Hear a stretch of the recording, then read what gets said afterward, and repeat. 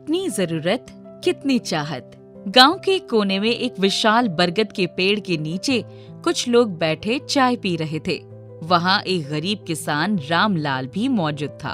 वो अपनी छोटी सी जमीन और रोजमर्रा की दिक्कतों की बात कर रहा था। तभी गांव के एक जमींदार हरिशंकर वहां आए और बोले, अरे रामलाल, तुम तो हमेशा अपनी गरीबी का रोना रोते रहते हो। अगर तुम्हारे पास मेरी तरह सैकड़ों बीघा जमीन भी होती तो तुम्हारा भी नाम होता।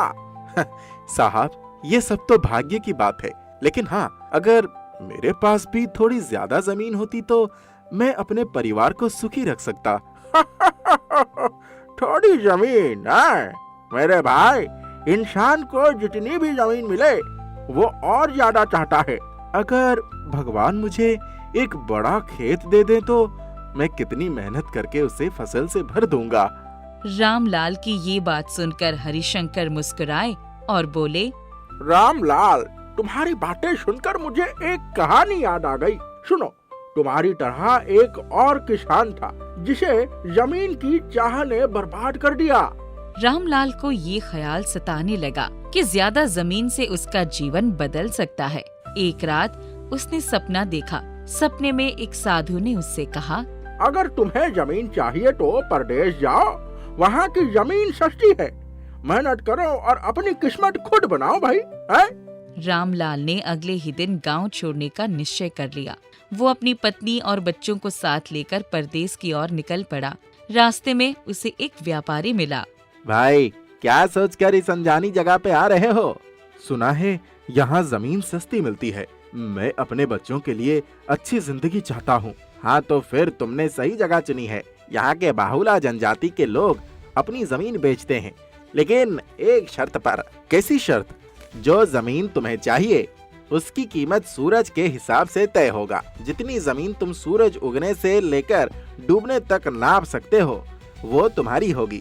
लेकिन ध्यान रहे, अगर तुम समय पर लौट कर नहीं आए तो सारा पैसा बेकार हो जाएगा। रामलाल ने इस प्रस्ताव को खुशी खुशी मान लिया। उसे लगा कि सूरज ढलने तक वो बहुत जमीन नाप सकता है।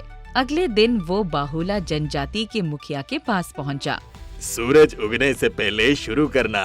जितनी दूर तक दौड़ोगे और वापस आओगे वो सब तुम्हारा होगा, लेकिन अगर समय से नहीं लौटे तो तुम्हें कुछ नहीं मिलेगा।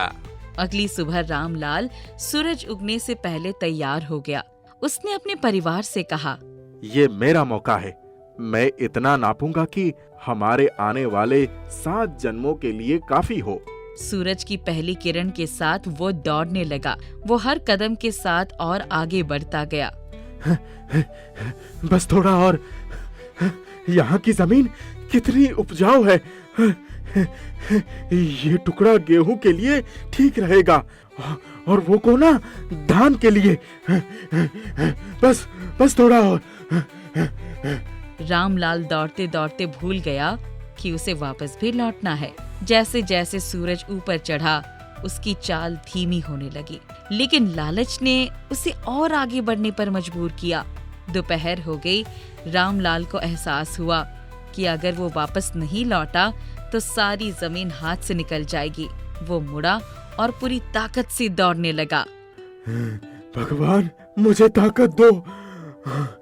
अगर ये मौका चूक गया तो सब बर्बाद हो जाएगा।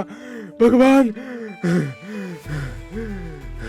सूरज ढलने लगा। रामलाल का शरीर थकान से टूट रहा था, लेकिन वो अपनी पूरी शक्ति लगाकर दौड़ रहा था।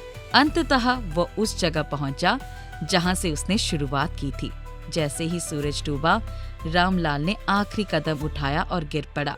उसके दिल ने साथ छोड़ दिया।